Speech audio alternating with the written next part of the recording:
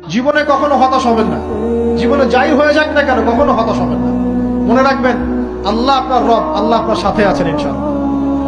এই সমাজ আপনাকে যেভাবে শেখায়, কিভাবে শেখায়, এই যে স্কুল, কলেজ, ইউনিভার্সিটি, চাকরি, বিয়ে, সন্তান প্রতিপালন, আর তারপর ইন্না লিল্লাহি ওয়া ইন্না ইলাইহি রাজিউন, এই তো শেখায় নাকি?